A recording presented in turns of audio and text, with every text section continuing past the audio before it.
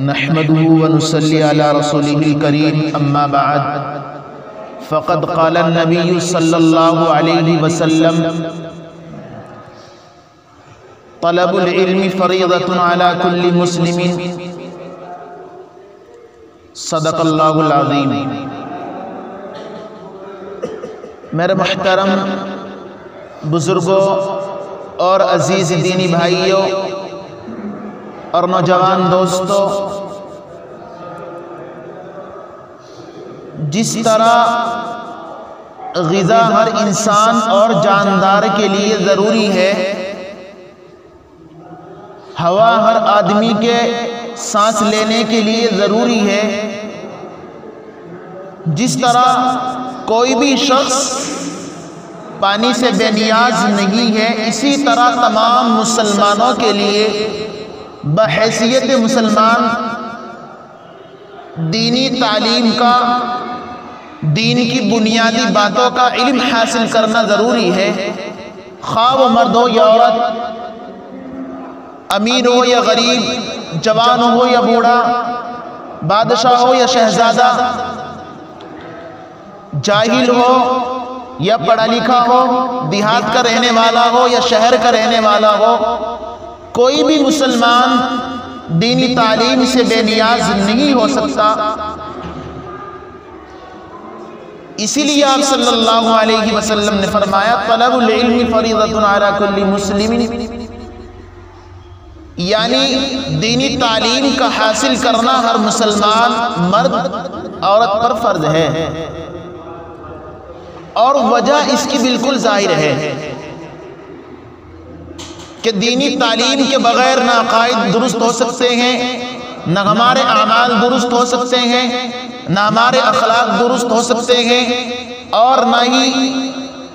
یہ معلوم ہوگا کہ اللہ تبارک و تعالیٰ کی جانب سے ہمارے اوپر کیا کیا حقوق عائد ہیں، ہمیں آخرت کی کیا تیاری کرنی ہے۔ اسی طرح نوجوان پڑھا لکھا طبقہ کہ جنہوں نے دنیا کی اعلیٰ سے اعلیٰ تعلیم حاصل کی ہے، جیسے ڈاکٹر، انجینئر، وہ بھی دینی تعلیم سے مستثنی نہیں ہے، بلکہ ان کے لیے اور بھی زیادہ ضروری ہے، کیونکہ اگر یہ باادب اور باشعور انسان ہی دینی تعلیم سے دور ہوں گے تو پھر یہ سکے ڈھالنے اور روپیے کمانے کی مشین ہو جائیں گے، اور انسانی خدمت کے اس جذبے سے محروم ہو جائیں گے جو ان کی تعلیم کا بنیادی مقصد ہے۔ میرے دوستو، اگر کسی انسان نے اس دنیا کے اندر دنیاوی علوم کے اندر اعلیٰ سے اعلیٰ تعلیم حاصل کی، بڑے بڑے کالج اور یونیورسٹیوں سے ڈگریاں حاصل کی، اور اس کی ڈگریاں، اس کا علوم دنیاوی اعتبار سے کتنا ہی مفید ہو، اس نے کتنا یہ علم حاصل کر لیا ہو، اور وہ اپنے علوم و فنون کی بنیاد پر ایسی ایسی چیزیں تیار کر دے کہ جس کو دیکھ کر کے لوگ حیران رہ جائیں، تو یاد رکھنا یہ تمام علوم و فنون اس کی نجات کے لیے کافی نہیں ہے، اس کو نجات نہیں دلا سکتے۔ آخرت میں نجات دلانے والا علم شریعت ہے، آخرت میں نجات فلاح و کامرانی سے ہمکنار کرنے والا علم شریعت ہے، کہ جس کی بقا کے لیے، جس کے تحفظ کے لیے، جس کو ہمارے تک پہنچانے کے لیے اللہ تبارک و تعالیٰ نے رسول اور پیغمبروں کا سلسلہ جاری فرما کر جس کے سیکھنے اور سکھانے کا ہمیں حکم دیا ہے، قرآن اور حدیث کے اندر اس کے فضائل بیان کیے ہیں، اس کا ثواب بیان کیا ہے۔ اسی طرح اگر اس علم کو بالائے طاق رکھ دیا جائے تو پھر جو رسالت و نبوت کا مقصد تھا وہ بالکل فوت ہو جائے گا، وہ ختم ہو جائے گا، اور اس دنیا سے دیانت و شرافت ختم ہو جائے گی، بلکہ ضلالت و گمراہی کی راہیں کھل جائیں گی۔ جیسا کہ آپ مشاہدہ کر رہے ہیں، آپ اپنی آنکھوں سے دیکھ رہے ہیں کہ آج نہ چھوٹوں کے دلوں کے اندر اپنے بڑوں کی کوئی عظمت ہے، کوئی عزت ہے، اور نہ ہی اسی طریقے سے بڑوں کے دلوں میں چھوٹوں کے لیے کوئی شفقت ہے، کوئی محبت ہے۔ آج والدین اپنی اولاد کے اور اولاد اپنے والدین کا، اور اسی طریقے سے بھائی بھائی کا دشمن بنا ہوا ہے۔ یہ علم یعنی علم شریعت انسانوں کے سروں کا تاج اور اس کی روحانی غذا ہے،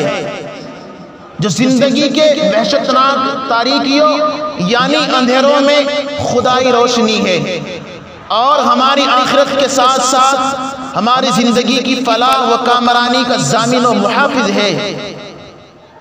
اسی سے انسانیت آتی ہے۔ اسی علم کے ذریعے انسان کو اپنے نفس پر کنٹرول کرنے کی صلاحیت پیدا ہوتی ہے، قوت پیدا ہوتی ہے، اور اسی علم کے ذریعے سے انسان کے اندر ایک دوسرے کے حقوق کو ادا کرنے کی توفیق نصیب ہوتی ہے۔ حدیثوں سے معلوم ہوتا ہے کہ اس دنیا کی رونق، اس دنیا کی آبادی، اس دنیا کی چہل پہل اسی علم سے باقی ہے، اسی علم سے قائم ہے۔ جب تک یہ علم دین، یہ علم شریعت اس دنیا میں قائم ہے، باقی ہے، تب تک یہ دنیا اسی طرح قائم رہے گی۔ جب یہ علم اس دنیا سے اٹھا لیا جائے گا تو پھر اس دنیا کی ویرانی یعنی جس کو آپ قیامت کہتے ہیں وہ یقینی ہو جائے گی۔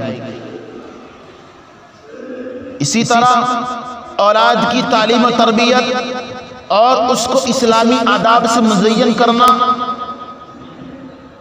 ہر والدین کی ایک ذمہ داری ہے، ایک اہم فریضہ ہے، جس کے متعلق قیامت کے دن سوال بھی کیا جائے گا، ماذا علمتہ وماذا ادبتہ، کہ تم نے ان کو کیا تعلیم دی اور ان کو کیا ادب سکھایا۔ ایک حدیث کے اندر آتا ہے کلکم راعٍ وکلکم مسئول عن رعیتہ، یعنی تم میں سے ہر شخص ذمہ دار ہے، اور جو تمہاری ماتحتی میں ہیں ان کے متعلق کل سوال کیا جائے گا۔ خود اللہ تبارک و تعالیٰ نے فرمایا یا ایھا الذین آمنوا قوا انفسکم واہلیکم نارا، اے ایمان والو اپنے آپ کو بھی اور اپنے گھر والوں کو بھی جہنم کی آگ سے بچاؤ، جس کا ایندھن آدمی اور پتھر ہوں گے۔ میرے دوستو، جب یہ آیت کریمہ نازل ہوئی تو حضرت عمر رضی اللہ تعالیٰ عنہ آقا مدنی صلی اللہ علیہ وسلم کی خدمت میں حاضر ہوئے اور عرض کیا، اے اللہ کے نبی، یہ بات تو سمجھ میں آتی ہے، یہ بات تو ہماری عقل میں آتی ہے کہ ہم اپنے آپ کو جہنم سے کس طرح بچائیں، ہم ان احکاموں پر عمل کریں جو اللہ تبارک و تعالیٰ نے ہمارے اوپر عائد کیے ہیں، اور گناہوں سے اپنے آپ کو بچائیں، ان چیزوں سے اپنے آپ کو روکے رکھیں جن سے اللہ نے رکنے کے لیے کہا ہے۔ لیکن اے اللہ کے نبی، ہم اپنے گھر والوں کو، ہم اپنی اولادوں کو، ہم اپنے بچوں کو جہنم کی آگ سے کس طرح بچائیں؟ آپ صلی اللہ علیہ وسلم نے فرمایا کہ جن کاموں کے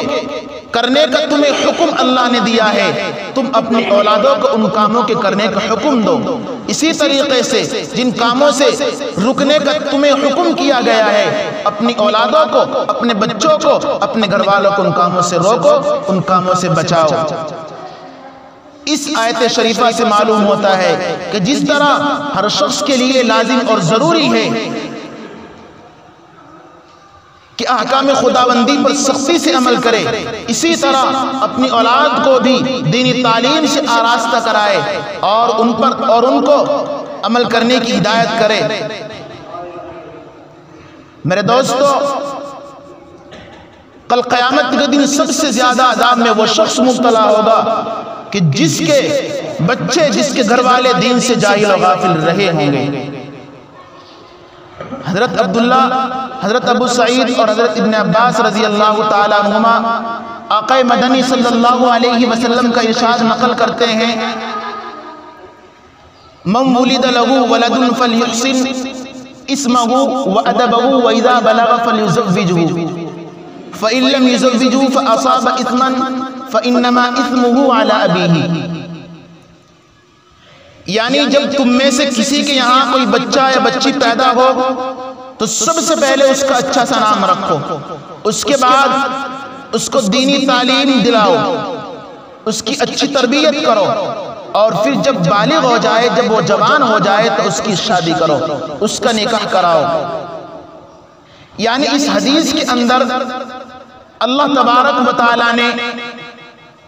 اولاد کے 3 حقوق بیان کیے ہیں جن کی ادائیگی والدین کے ذمہ ضروری ہے. وہ حقوق یہ ہیں کہ جب گھر کے اندر بچہ پیدا ہو، لڑکا ہو یا لڑکی، تو سب سے پہلے اس کا اچھا سا نام رکھا جائے، جس نام کے معنی بھی اچھے ہوں، جو لینے میں بھی اچھا لگے، اور مسلمان نام معلوم ہو، کیونکہ نام کا اثر بہت پڑتا ہے. اگر اچھا نام ہوگا تو اس کے اچھے اثرات مرتب ہوں گے، اگر نام اچھا نہیں ہے تو اس کا ایسا ہی اثر پڑے گا. اس کے بعد دوسرا حق یہ ہے کہ اس کو اچھی دینی تعلیم و تربیت سے آراستہ کرائے. تربیت کا دائرہ بہت وسیع ہے، اس کے متعلق میں آپ کے سامنے کچھ خاص باتیں بتاتا ہوں. سب سے پہلی بات یہ ہے کہ جب بچہ بولنے لگے سب سے پہلے اس کو اللہ کا نام سکھائے، سب سے پہلے اس کو کلمہ سکھائے. اس کے بعد جب اور بڑا ہو جائے تو اس کو دینی تعلیم سے آراستہ کرائے، اس کو دینی تعلیم دلوائے، قرآن کریم سکھائے، اس کو نماز روزے کے احکام و مسائل سکھائے. اسی طریقے سے جب بچہ اور بڑا ہو جائے، 7 سال کی عمر کو پہنچ جائے، تو اس کو نماز کا حکم کرو. نماز چھوڑنے کی صورت میں جب بچہ 10 سال کا ہو جائے تو نماز چھوڑنے کی صورت میں اس کی اب پٹائی بھی کرنی ہے، اس کی تنبیہ بھی کرنی ہے. اور تیسرا حق والدین کے اوپر یہ ہے کہ جب بچہ بالغ ہو جائے، جب بچہ جوان ہو جائے تو والدین کو چاہیے کہ اس کا نکاح کرے. اگر اس کا نکاح نہیں کیا گیا، بچہ کسی گناہ کے اندر مبتلا ہو گیا تو یاد رکھنا اس گناہ والدین پر بھی آئے گا. اللہ تبارک و تعالیٰ سے دعا کرے کہ اللہ تبارک و تعالیٰ ہم سب کو ان باتوں پر عمل کرنے کی توفیق نصیب فرمائے.